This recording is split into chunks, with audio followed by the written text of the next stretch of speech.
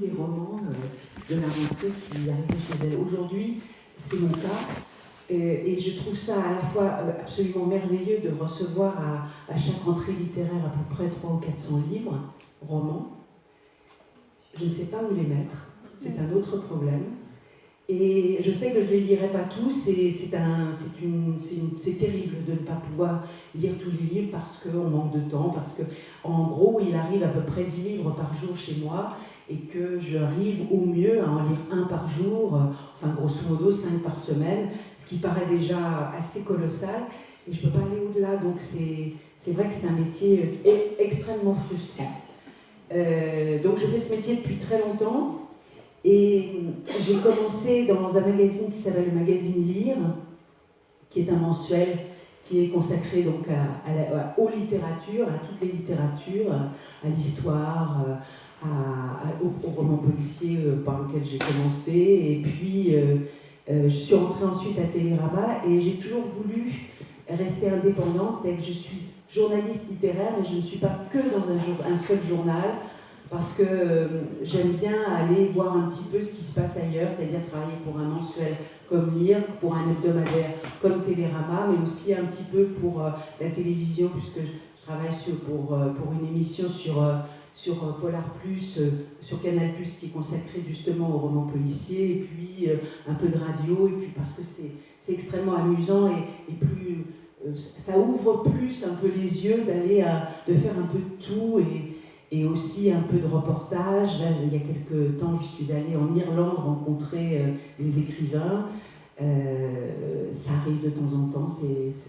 C'est un métier absolument merveilleux. J'espère qu'il va continuer. Il continuera forcément d'une autre manière. On va finir vite, parce que c'est à vous de me poser des questions. En fait, quand j'ai commencé, c'était que du papier. Le web n'existait pas. Et maintenant, c'est vraiment moitié-moitié. À Télérama, on fait à la fois de la critique print, donc papier, et puis on fait sur le web de Télérama des portraits, des interviews, des émissions de télé, des rencontres, des échanges aussi avec d'autres journalistes. Et donc cette partie web qui est infinie, c'est-à-dire qu'on peut remplir tout le temps, qui est comme un immense studio dans lequel on met ce que l'on fait, mais qui se garde moins longtemps, à la fois moins longtemps et aussi longtemps, c'est-à-dire qu'une information chasse l'autre. Mais c'est pour vous, je pense, un avenir fascinant, parce que vous pourrez sur le web faire absolument ce que vous voulez, sans dépenser trop d'argent pour le faire, et vous me dire un petit peu ce que vous en pensez, vous. Tiens, c'est peut-être par là qu'on va commencer, si vous voulez. Est-ce que vous regardez l'information via les journaux sur le web? Est-ce que vous regardez uniquement les réseaux sociaux? Comment est-ce que vous vous informez, vous? Moi, je lisais donc les journaux papier. Aujourd'hui, on n'en lit presque plus. Comment vous vous informez? Comment vous informez, par exemple?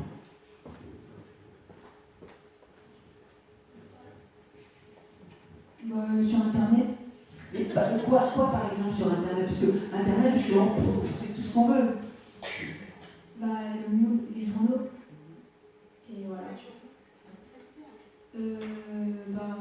En fait, sur l'onglet à gauche du téléphone, il y a les infos et on voit tout ce qui est sur Internet. On suit un peu.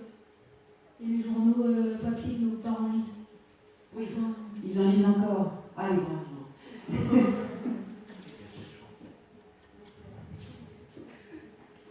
Un peu la même chose, et sur Twitter et Instagram aussi. Vous êtes abonné alors? Oui. À quel site justement? Et vous en servez par exemple, on va parler de Tiffany Tavernier, de livres de la rentrée de septembre, de janvier. Si par exemple, moi je vous dis, lisez tel livre et essayez de chercher de l'information, vous la chercherez où, cette information? Sur des sites qui en ont parlé, mais plus sur Internet que dans les livres. Oui. Mais je pense que c'est vraiment extraordinaire ce qui est arrivé avec Internet, où on peut aller chercher de l'information partout.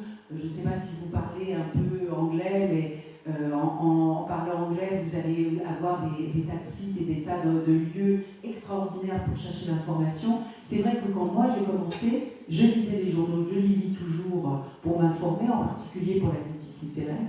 On se lit beaucoup les uns les autres. D'ailleurs, parfois on a tendance à se parler les uns les autres et à se rendre compte qu'on s'influence un peu, donc on essaie de ne pas trop le faire. Parce que si vous regardez d'un peu plus près les journaux de critique littéraire, vous verrez que la rentrée littéraire, tout le monde parle des mêmes livres en même temps. Et je pense que ça fait partie des petits dangers. Je pense que vous avez entendu parler de Michel Houellebecq, qui a échappé à cette information-là, c'est-à-dire que Michel Houellebecq avait sorti un nouveau livre et que tout le monde en parlait. Donc ça, il faut faire un petit peu attention, et les réseaux sociaux ajoutent encore à cette façon un peu, comment dire, un peu moutonnière d'aborder l'information littéraire. Donc moi, ce que j'aime beaucoup faire, c'est de la critique, des portraits, de partir à rencontrer les auteurs, et c'est comme ça que je fais mon métier. Et alors c'est très drôle parce qu'on avait dit qu'on parlerait donc du livre de Tiffany Tavernier comme exemple. Et quand j'ai pris le métro tout à l'heure, j'ai croisé Tiffany Tavernier. Donc il y a quand même un signe. C'est amusant. Je trouve que c'est extrêmement amusant d'imaginer qu'elle était au coin de votre rue il y a à peu près une demi-heure. Donc je pense que c'est un bon signe. Qu'est-ce que vous en pensez? Ça va nous aider à... Je pense que c'est ce signe-là. Qui a lu le livre?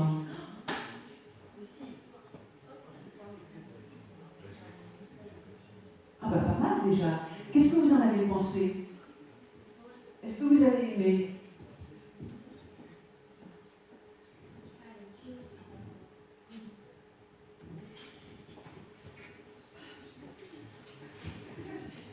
Moi, j'ai pas aimé.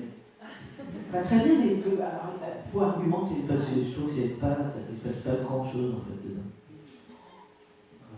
C'est-à-dire, Mais pourquoi ça ne se passe pas grand-chose? C'est un peu répétitif, c'est toujours la même chose. Mais vous n'avez pas trouvé que justement ce qui était intéressant, c'était le fait qu'on soit confiné dans un lieu un peu fermé comme ça, et que l'idée c'était ça un peu, c'était comme d'être dans une espèce de boîte dont on ne sort pas forcément et où il faut toujours faire semblant. Qui d'autre a une opinion?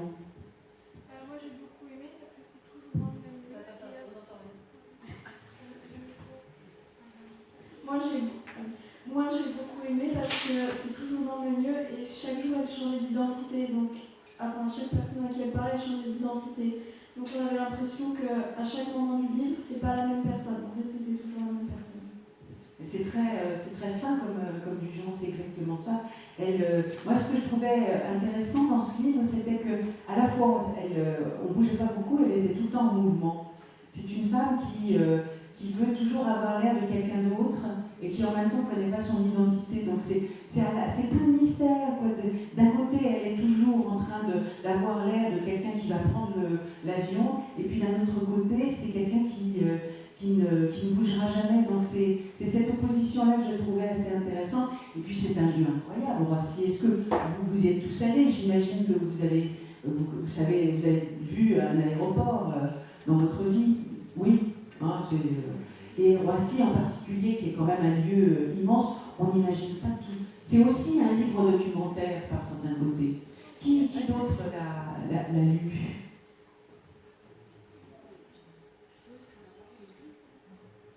J'avais vu plus de mains qui se levaient pour me donner un petit peu votre opinion.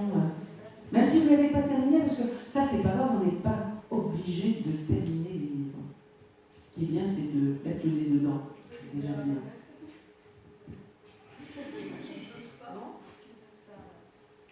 Pourquoi? Vous pouvez très bien dire que vous avez arrêté au bout de 10 pages, moi je m'en fiche. Non, c'est tout? Ça va être difficile de discuter d'un livre si vous n'en parlez pas. Moi je trouve que je l'avais choisi justement parce que c'était à la fois la découverte d'un lieu et la découverte d'un personnage. Je pense que le roman, c'est pas toujours du roman où il se passe des milliers de choses, c'est aussi ce qui peut se passer dans la tête de quelqu'un qui va rencontrer des gens, qui va avoir une attitude sans arrêt changeante. Et puis, je trouvais que l'écriture était assez intéressante aussi, parce que c'est un peu ça quand même, le roman, quelquefois c'est une histoire d'amour, ça peut être un garçon rencontre une fille, il s'aime et c'est profondément ennuyeux, ou un garçon rencontre une fille, il s'aime et c'est absolument fabuleux parce que ça tient par l'écriture, par la façon dont ils vont regarder le monde, par la façon dont ils vont se regarder l'un l'autre. Et Tiffany Tavernier, elle a une façon particulière de regarder ce monde autour d'elle. Elle m'avait expliqué qu'elle est restée très très longtemps à s'installer dans l'enceinte de Roissy, à interviewer beaucoup de gens, à aller voir dans les sous-sols. Elle y a même passé plusieurs mois, au point qu'elle n'arrivait plus à quitter ce lieu-là, et qu'elle avait l'impression que c'était un peu elle qui habitait ce lieu, alors que c'était quand même une histoire qu'elle avait lue dans la presse au départ.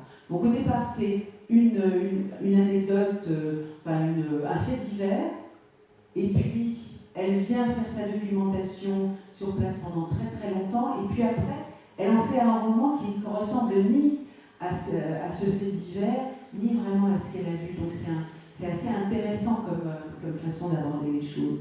Est-ce que vous avez déjà fait, vous, des critiques? Oui, je vous en prie. Non, c'est pas par rapport à ça, c'était juste par rapport à mon opinion sur... Oui, allez-y. Je vais passer parce que vous êtes un peu souvent. Veuillez descendre un petit peu. En fait, on s'est rendu compte tout à l'heure qu'on arrive à trouver le vrai nom de l'héroïne. En fait, c'est l'avant-dernière page. C'est vrai. Et dans ma tête, c'était un peu avant. En fait, non, effectivement, c'est le dernier moment quand elle écrit à Luc. C'est vrai, tout à fait. Oui, je vous en prie. Oui, en fait, j'ai pas terminé le livre, mais je trouvais qu'il n'y avait pas... Enfin, les livres que j'ai lus, il y avait un but pour écrire ce livre, alors que dans celui-là, je trouve qu'il n'y a pas un énorme intérêt. Enfin, c'est une belle histoire, c'est bien dit, bien raconté, surtout il y a une intrigue sur qui elle est, au milieu de toutes ces personnes qui vont quelque part, alors qu'elle, elle va nulle part.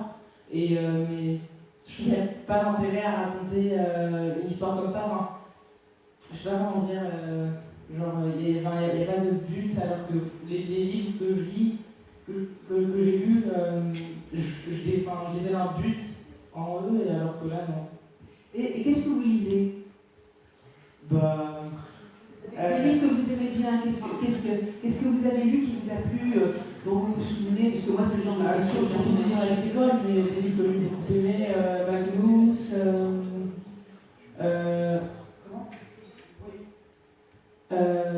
Magnus, L'Armée des Ombres,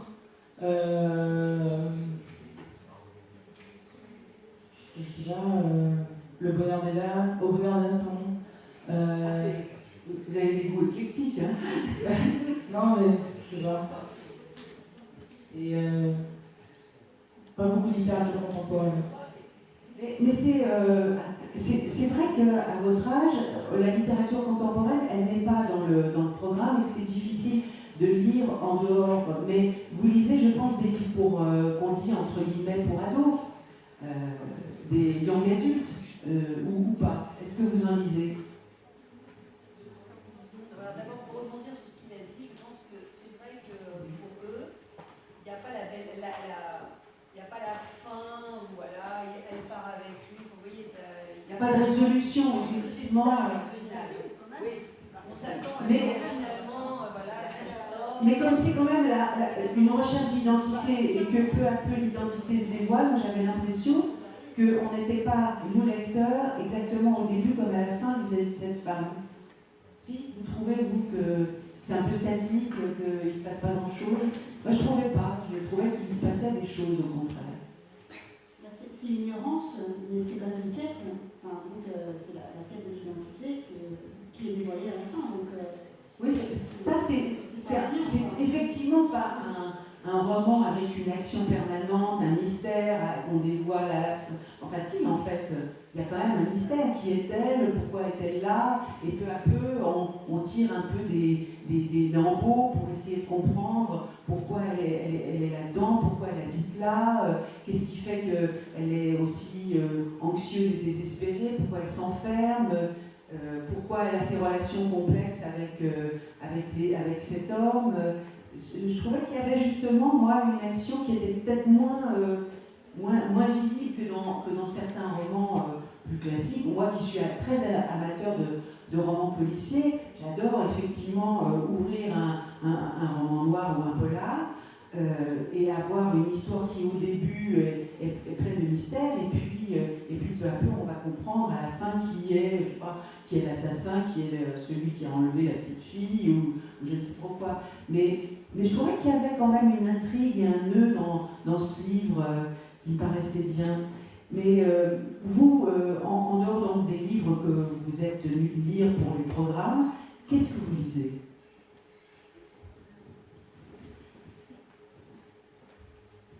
Moi, j'ai beaucoup aimé deux Amélie Nothomb, donc Métaphysique des tubes et Stupeur étranglement, parce que j'ai trouvé que c'était des livres très descriptifs, et en même temps c'était assez facile à lire, du coup j'ai pris du plaisir à les lire.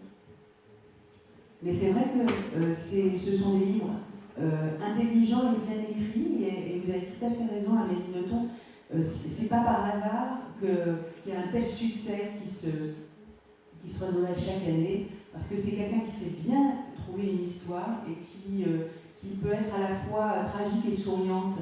Et je trouve que ça c'est intéressant chez Amélie Nothomb, et que des auteurs comme ça sont un peu méprisées parce qu'elles vendent beaucoup de livres, parce qu'elles en publient chaque année à la même époque. Et je trouve que ça fait partie vraiment de la littérature française tout à fait passionnante à lire. Et Métaphysique des tubes m'avait beaucoup plu aussi. Et Stupeur et tremblement, c'est un livre extraordinaire. En plus, ça ouvre sur une société, c'est à la fois se moquer de soi-même et se moquer des autres, et en même temps remettre chacun à sa place. C'est vrai que c'est aussi une littérature qui est à la fois une littérature de plaisir et puis une littérature tout court. Mais quand on parle d'Amélie Nothomb, on cite souvent ses anciens livres, en fait, dans les Catélinéaires, comme Métaphysique des tubes, mais les plus récents, ils sont moins frappés. Enfin, je pense qu'on a été frappés au départ par effectivement une écriture et un ton extrêmement nouveau et ainsi, c'était marquant. Maintenant, je ne sais pas, on la suit, elle a toujours autant de succès, mais on parle. Je ne sais pas si elle était un peu rentrée dans le décor, mais je ne sais pas.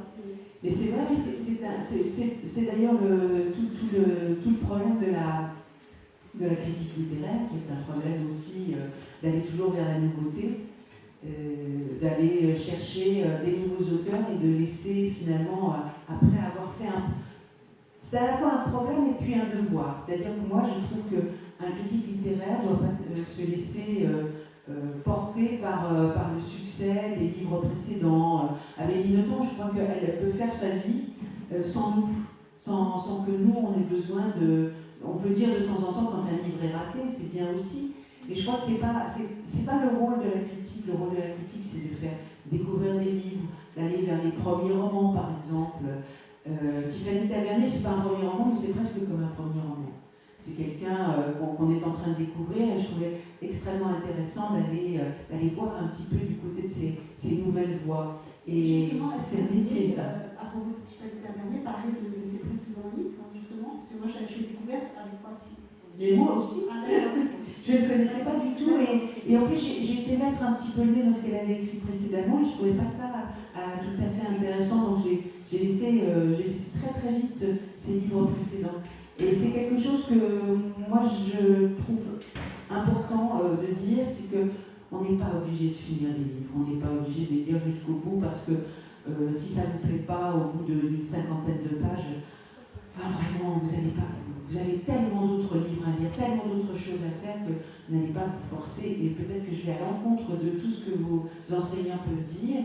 Les livres du programme, c'est autre chose, c'est un jour ou l'autre, vous serez interrogé et il faut que vous alliez jusqu'au bout. Et le plaisir de la lecture, c'est aussi le plaisir d'abandonner des livres. Si votre famille a une bibliothèque ou si vous avez un CDI bien fourni, si vous avez une bibliothèque de quartier où il y a suffisamment de livres, vous n'êtes pas obligé de les terminer. Vous terminerez celui que vous avez envie de lire jusqu'au bout. Moi, je suis très amie avec Daniel Pénac, c'est une conversation qu'on a en permanence. Il n'a jamais changé d'avis et je trouve qu'il a parfaitement raison. Les livres, il faut que ce soit un plaisir et non pas une obligation et qu'on les lise quand on a envie. Je vous en prie. Et alors justement, sérotonine, alors vous en pensez quoi? Parce que moi, je ne sais pas si je vais le lire, il y en a un tel battage, mais d'autre côté, ça devient incontournable, quoi. Et vous en pensez quoi alors? Moi, je l'ai eu 2 jours avant la sortie, donc j'étais fière comme tout. Je me suis précipitée dessus, j'ai trouvé que les premières pages, c'était pétillant, il y avait quelque chose, et je me suis arrêtée à la moitié car je m'ennuie. Mais je m'ennuie. À un moment, et il a commencé à parler de ses études d'agronomie et des histoires avec les vaches. Franchement, il fiche complètement ces relations de Michel Houellebecq avec ses vaches. Alors j'irai jusqu'au bout parce que là, je veux quand même savoir pourquoi il y a un tel battage et pourquoi il y a une telle passion et pourquoi à Télérama, par exemple, Nathalie Crom en a parlé comme d'un livre essentiel. Et je suis bien embêtée parce que je ne suis pas du tout d'accord et je crois qu'on sera en permanence les uns et les autres sur des livres comme ça, dans une espèce d'opposition passionnante, de se dire moi j'aime pas du tout parce que ce livre-là me paraît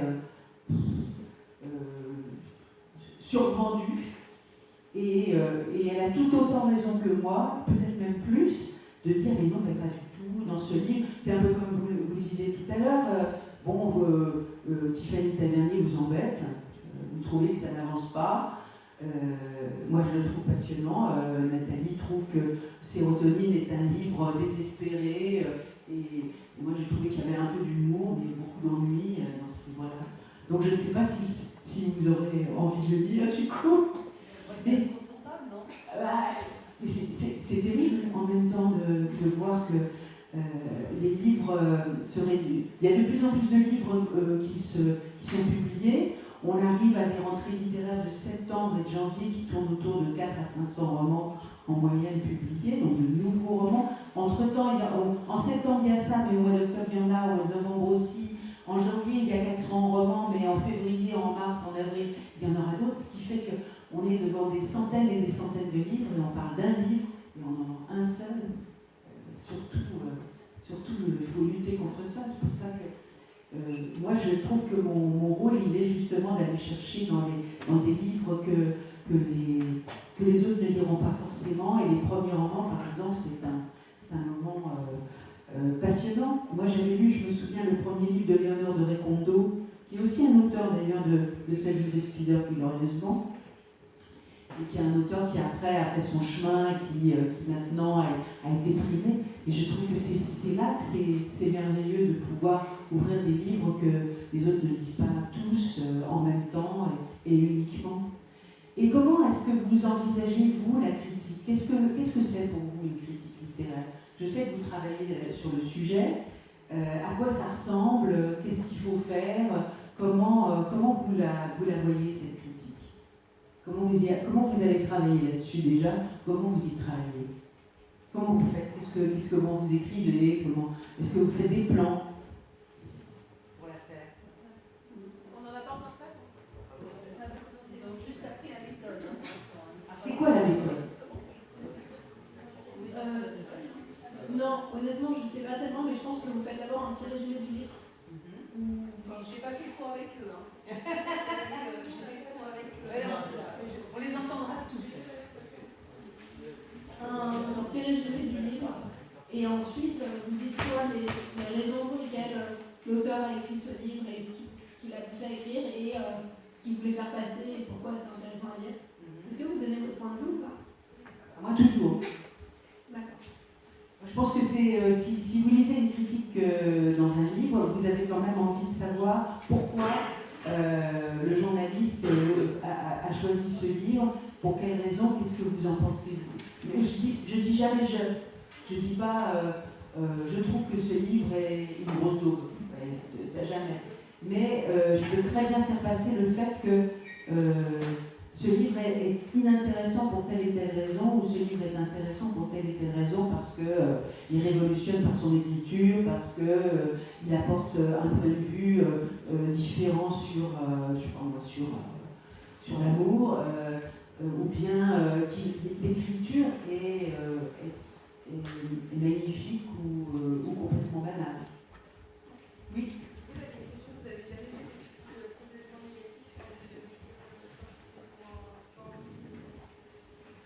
Si je fais des critiques négatives, un peu mais pas souvent, c'est vrai, parce que, pour tout vous dire, on n'a pas beaucoup de place pour parler des livres en fait. À Télérama, il y a plus de place pour le cinéma, il y a moins de place pour les livres, il y a beaucoup de place pour la télévision. Cela dit, si Télérama ne faisait pas de programme télé, il n'y aurait pas de journal Télérama et on ne parlerait de rien du tout. Donc je ne veux pas critiquer la télé. Mais manquant de place, j'ai plutôt envie, nous avons plutôt envie en général, nous les critiques, de pousser les gens à lire un livre que de prendre de la place pour dire de ne pas le lire. Mais de temps en temps, ça fait un bien fou de pouvoir dire qu'il y a une fausse valeur, que pas du tout sur justement les premiers romans, on ne va pas tirer sur quelqu'un qui démarre et qui a besoin plutôt d'encouragement. Le silence suffit, on ne parle pas d'un livre, déjà, c'est quand même une peine pour l'auteur. Mais si de temps en temps, un auteur qui est surévalué a raté son livre, je pense que c'est bien de le dire aussi et de dire, bien voilà, tel auteur a complètement raté, et pour telle et telle raison, en étayant toujours, hein, parce que je ne peux pas dire j'aime ou j'aime pas, c'est pas mon rôle. Mon rôle c'est de dire ce livre parle de ça. Tiffany Tavernier, Horacie, ça parle à la fois de la quête d'une femme, d'un lieu, il y a aussi il y a les autres personnages, tout ça. Et puis, c'est aussi de donner son impression, l'impression que l'on ressent, c'est-à-dire l'idée de l'enfermement, l'écriture qui est aussi assez circulaire, et de parler de tous ces points-là. Mais d'abord, vous dites-moi un petit peu comment vous concevez la critique.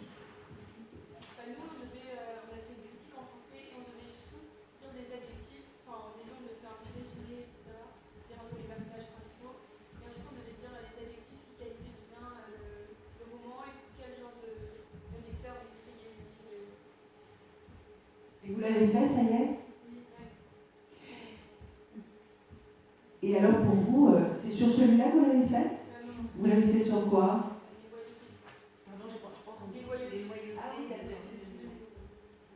Vous aviez aimé le livre? Oui, j'avais été un peu déçue par la fin, c'est ce que vous disiez. Et vous le dites? Oui. Donc vous donnez votre avis. De quelle manière donnez-vous votre avis? C'était à la fin. En fait, on avait un plan, ils avaient expliqué le plan, et à la fin, ils ont dit de donner notre avis sur le livre.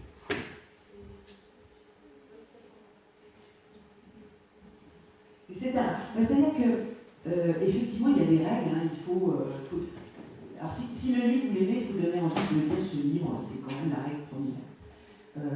Donc, vous devez.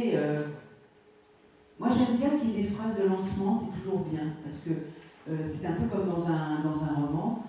Si les premières phrases vous ennuient, vous ne continuerez pas à lire le livre. Donc, avoir une phrase qui lance, qui donne envie, qui est.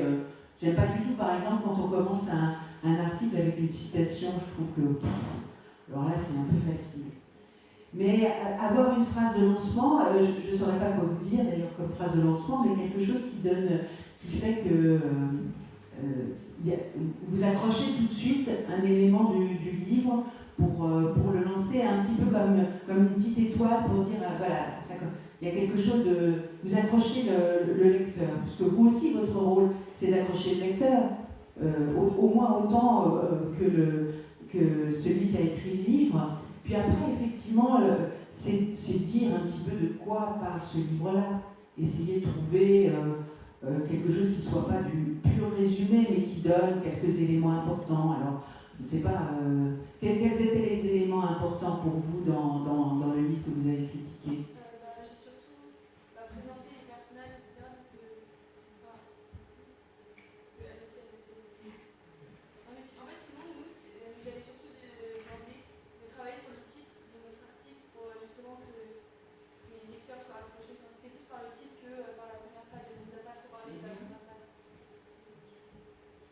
Non, mais je parlais pas de la première phrase du livre, hein. Je parlais de vous, de votre première phrase à vous, celle qui... donc j'entends pas, peut-être qu'avec un micro, ça serait plus facile pour que vous parliez toutes les deux.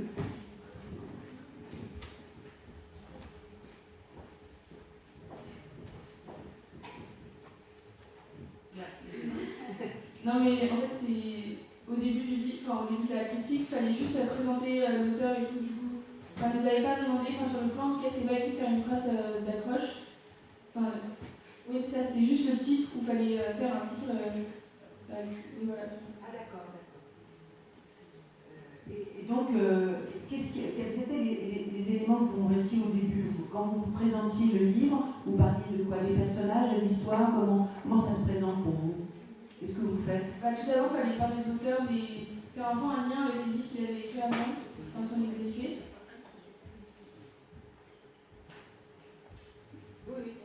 Et aussi parler des livres de l'auteur, etc. Et ensuite, après, c'était.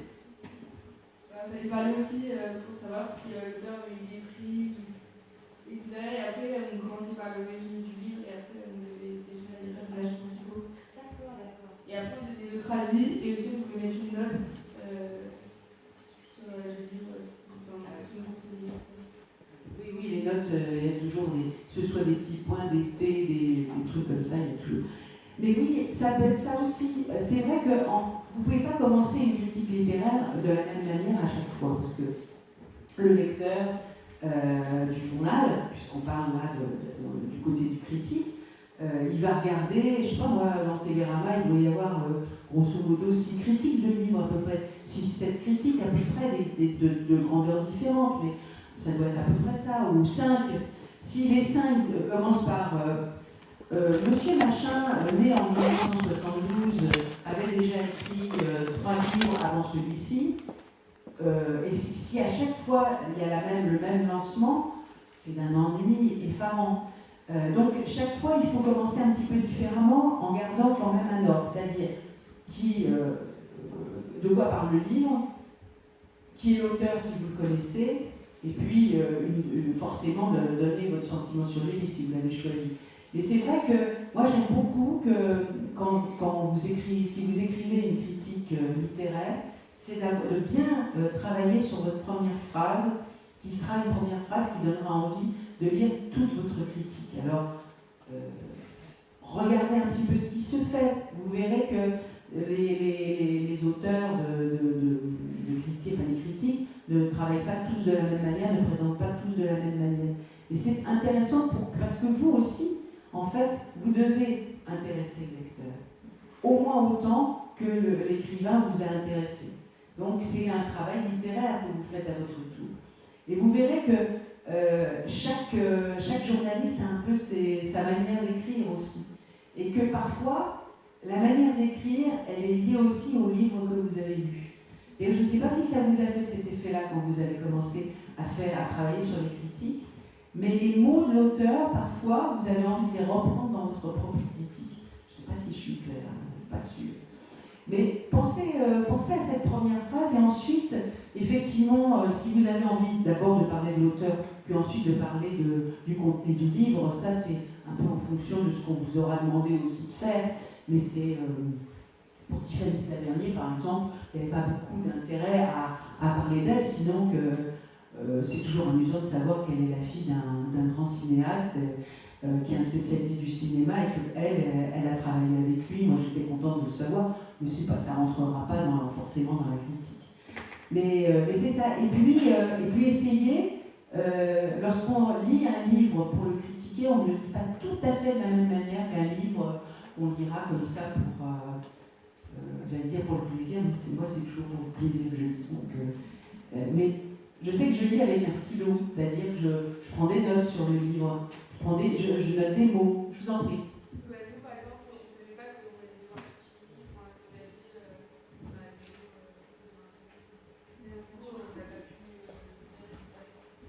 Ça, c'est pas sympa. Là, franchement, c'est dur. Mais moi, ça m'aide. Ou alors, vous l'aviez lu longtemps avant, ce livre, avant d'en faire la critique? En fait, ça dépend. On avait 3 livres à lire en une période de 10 mois. Du coup,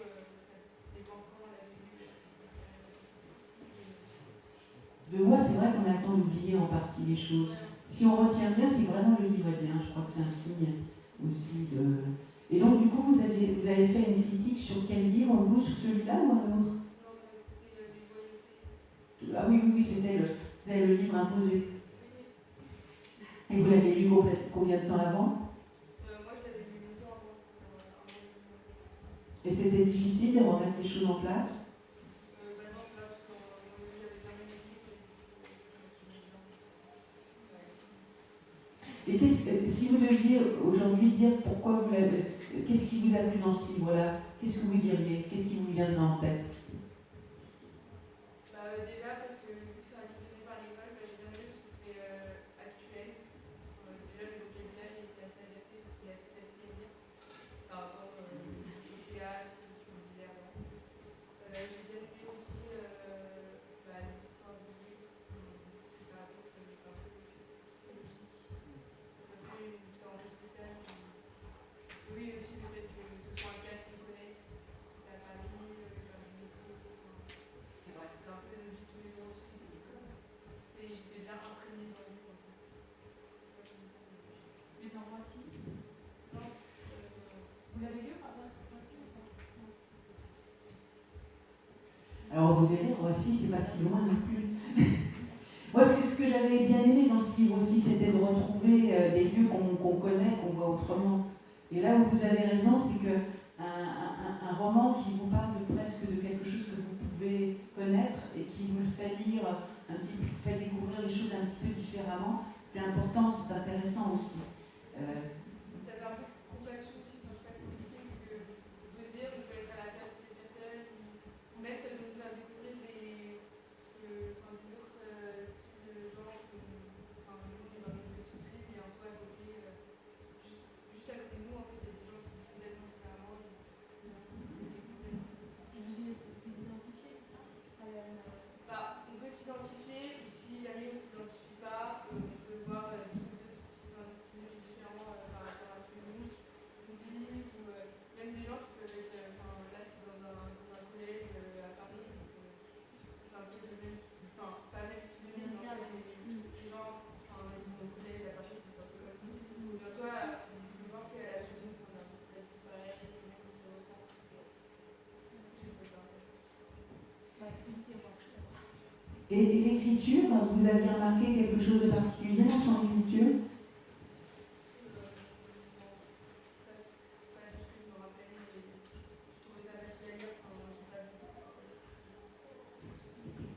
Oui, moi je trouve que c'est plutôt bien écrit. Donc, je crois qu'elle vient de sortir la suite, non? Parce que c'est une trilogie. Elle vient de sortir, je ne sais pas le nom du cadre, mais il est sorti là. Je trouve que l'écriture est assez fluide et c'est vrai que c'est bien, c'est à la fois actuel, c'est pas non plus trop facile. Il y a...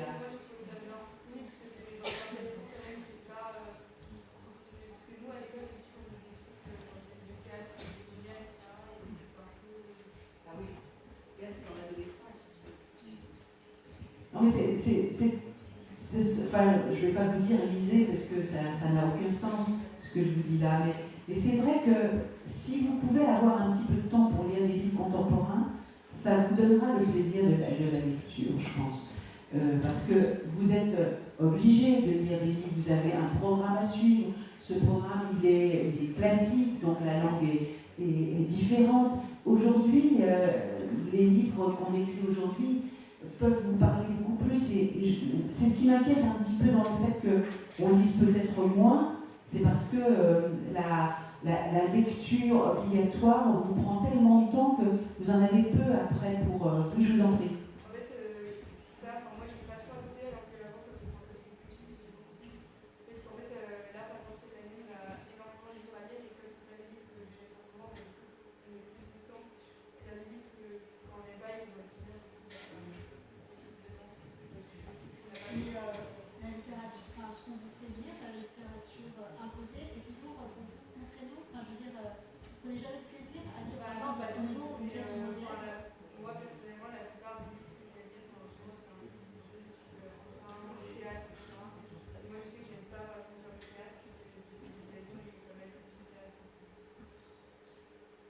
en pièce de guerre, ça vous semble aussi? Alors, auriez-vous un roman policier à leur conseiller, alors, justement? Ça se limite quand même. Mais les romans policiers que j'aime, ils sont énormes généralement, c'est terrible. Donc il faut que je vous en trouve un plus court et plus haletant peut-être. Oui. Oui, monsieur. Un roman policier plus court, les petits nègres. Ouais, mais c'est un grand classique, c'est vrai. Moi, figurez-vous que Dix petits nègres, enfin, Agatha Christie, tous ces trucs-là, ça m'embête. Je trouve ça vieux. Donc, ça me plaît pas. Ouais, ça m'embête. Pas trop. Pas trop. Vous aimez quoi? Arabesque. Ah oui, non, ça. Ça se lit serré, non? Oui. Oui, bah oui, si, je vous ai cité Pérec tout à l'heure, je cherchais à le faire plaisir. Moi j'ai beaucoup aimé, j'aime bien parce que c'est à la fois très fantaisiste et puis ça parle aussi de la vie, de la famille. C'est vrai que je serais plus tentée par des livres comme ça, mais en fait, moi ce que j'aime bien ce sont des romans noirs qui se passent aux États-Unis, au fin fond de la campagne, parce que ça me raconte des histoires que je ne connais pas dans un pays que je connais mal. Oui, monsieur? Moi, je trouve que dans les romans policiers qui sont pas si difficiles à lire et qui sont quand même sympas, il y a les Harlan Coben. Oui, c'est vrai, ça. C'est toujours bien fait. L'écriture est tout à fait sympa. Mais c'est vrai que, en fait, moi, ce que j'aime bien, c'est qu'on raconte des histoires qui se passent loin. Et là, les histoires françaises policières m'emballent moins. Là, en ce moment, je suis en train de lire un roman d'une fille qui est anglaise, qui est du Pays de Galles, et qui raconte sa vie, la vie d'une flic, d'une policière qui travaille dans la brigade de la haine, c'est-à-dire une brigade qui s'occupe plutôt des gens qui vont tuer par racisme, qui sont dans la violence gratuite et purement raciste. Je ne pense pas. Je pense qu'elle a été imaginée par l'auteur, mais je sais que dans les commissariats, il y a des gens qui sont plus spécialisés dans ces secteurs-là. Mais une brigade purement de la haine, je ne pense pas qu'elle existe.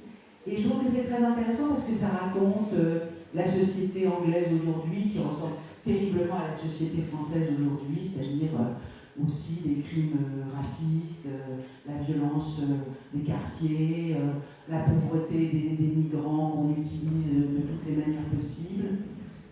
Et c'est ça qui me plaît. Alors au milieu, il y a un crime, on va savoir qui, pourquoi, mais j'aime bien qu'il y ait... ce que j'aime bien dans le polar, c'est le côté la société, parce que ça nous raconte la société. Et je trouve que le roman français contemporain vous parle beaucoup de la société. Et pour revenir à Roissy, c'est aussi ça qui me plaisait dans ce livre, c'est que ça raconte dans un lieu particulier toute une société qui passe par là. C'est-à-dire la société des gens qui sont des SDF, qui restent là pendant toute leur vie, à vivre là. Elle explique, Tiffany Tavernier, en dehors de son livre, qu'à Roissy, il y a 300 SDF et jamais un de plus. Et quand il y en a un qui part ou qui meurt, il est remplacé par une personne, mais jamais plus. Parce que la grande société de Roissy en a toléré jusqu'à un certain point. Et on ne peut pas aller au-delà. Donc je trouve ça passionnant parce qu'on les protège, en fait, ces SDF, mais on n'en protégera pas plus. La police sait qu'ils sont là et il les garde comme ça sous le boisseau. Et je trouve que c'est très intéressant parce qu'elle parle de la société aujourd'hui, elle parle des gens qui sont dans cette société-là, mais même s'ils sont un peu particuliers, elle raconte un lieu assez particulier qui est un lieu extrêmement romanesque, qui est quand même cet aéroport immense avec ses allers-retours permanents. C'est un livre dont on entend le son, parce que c'est intéressant aussi dans un livre d'entendre tout, c'est-à-dire on entend, on voit, on lit, on sent, et je trouve qu'on entend beaucoup les bruits de ce livre. Alors ceux qui s'arrêtent pour écouter les réacteurs, les appels. Je trouvais que ça aussi c'était très intéressant chez elle. Elle a une façon d'écrire ce que je vous disais un peu en boucle, avec cette impression qu'on va toujours d'un point à un autre. Et puis les détails même d'une vie personnelle, comment on va se maquiller et se laver dans un lavabo qui servira aux gens de passage, comment elle se transforme. Finalement, il y a aussi quelque chose d'assez policier là-dedans, dans cette espèce de course pour ne pas être pris, pour ne pas être reconnu. Il y avait beaucoup de choses dans ce livre, et plus j'avançais, et plus je me disais que c'était intéressant pour toutes ces raisons-là. Mais j'aimerais bien savoir si, pour ceux qui l'ont lu, ce qu'ils ont pensé de la fin de ce livre. Est-ce que certains sont allés jusqu'au bout? À la fin, c'est assez cool parce qu'elle découvre son prénom, donc c'était Maud, non? Et ça dure juste 5 pages, alors que même sur 200 pages. Pardon. Ok. C'est pas grave. J'ai trouvé ça assez bref. Et qui d'autre l'a lu en entier? Oui. J'avais remarqué qu'à la fin, les tout derniers mots, c'est l'immensité du monde, et c'est aussi les tout premiers mots. C'est vrai, c'est vrai. C'est comme une boucle, effectivement. Moi, j'étais un peu déçue. Je pense que c'est ce que disait l'élève tout à l'heure. En fait, on aurait voulu qu'il y ait une belle fin. Oui. Enfin, on aurait voulu qu'elle finisse. Ça. Ouais, exactement. Elle a trouvé son identité déjà. Il y a une fin quand même, mais moi j'étais un petit peu déçue. Comme quoi on peut aimer un livre et le conseiller et être déçu quand même. Je n'ai pas du tout compris, moi, on en a parlé, les extraits de celui qui écrit, là, qu'elle doit traduire, je ne sais plus comment il s'appelle, un des SDF qui lui donne tout ce qu'il a rédigé à chaque fois, et ça lui donne une tête, enfin, je n'ai pas très bien compris ces passages. C'est Josier. Ah oui, oui. Ah bah j'avais oublié, vous voyez. Il écrit des passages qu'elle doit, elle, réécrire. Oui, comme des poèmes en fait. Mais en fait, c'est un peu. Oui. Ça me fait une tête, quoi. Oui, je pense que c'était effectivement comme des intermèdes poétiques qu'elle a voulu le faire. Mais vous voyez, j'avais oublié parce que je trouvais que c'était peut-être un peu en trop. Mais c'est bien, je trouve, de voir des défauts dans des livres aussi qu'on aime. Et là, moi, à la fin, je m'avais un peu dit, le livre était mieux que la fin. Donc, pourquoi je vous conseille un livre et que je le critique de façon négative. Il y a eu énormément de presse sur un temps très étendu.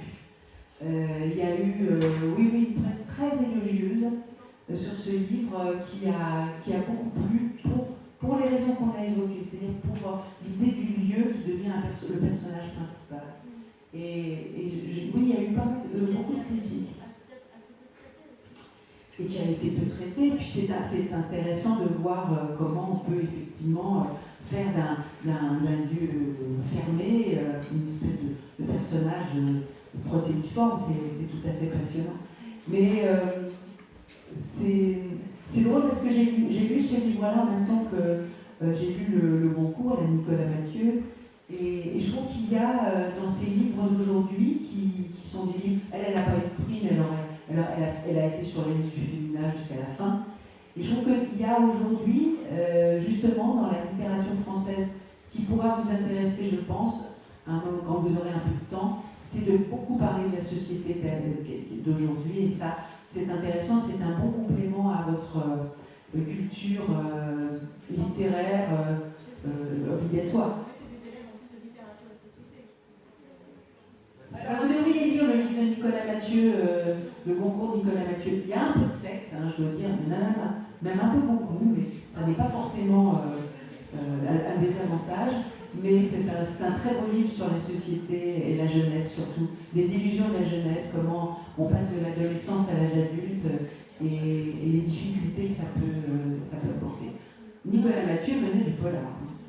Alors peut-être une toute dernière question parce que je vais déjà 6h05, 6h10 et vous avez certains cours après. Voilà. commenter des traductions? J'en suis incapable. Parce qu'en fait, il faudrait que je puisse lire le livre en version originale pour avoir un jugement sur les traductions, ce que je ne peux pas faire. Parfois, je me dis, il doit y avoir une erreur. Il y a quelque chose qui ne va pas. Mais quand la traduction est excellente, citer le traducteur, c'est la seule chose que je fais et qui est importante, parce que c'est très important. Un bon traducteur, c'est la deuxième voie. Mais c'est vrai que je ne suis pas capable de le faire parce que je ne pourrais pas lire en langue originale pour comparer les deux textes. Mais une belle traduction, ça se sent. C'est tout ce que je peux en dire. Merci. Je crois que... Parce que alors, vous allez devoir faire, je crois, une critique littéraire, vous allez la faire. Moi, je vous donne mon mail. Si vous avez des choses à me demander, des conseils, des idées, si vous voulez me faire lire vos textes, ça me fera très plaisir. Mon mail, c'est christine.fermio@orange.fr. Donc c'est tout simple. Et faites-le parce que ça m'intéressera beaucoup. Et puis, on a besoin de jeunes générations pour nous remplacer. Donc allez-y et faites-le. Mais n'hésitez pas à le faire, ce n'est pas une parole.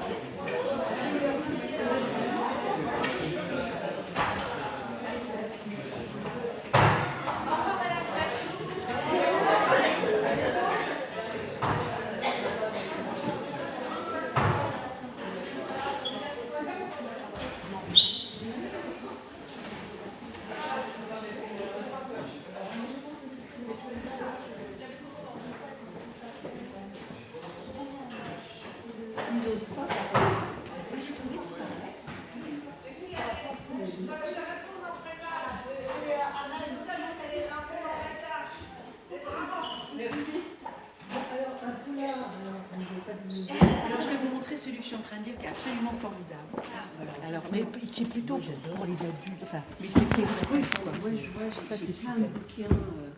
À chaque fois, je vois la grande librairie, t'as envie de tout lire. Oui, bien sûr. Et en fait, c'est celui-là là. Ah oui, c'est très.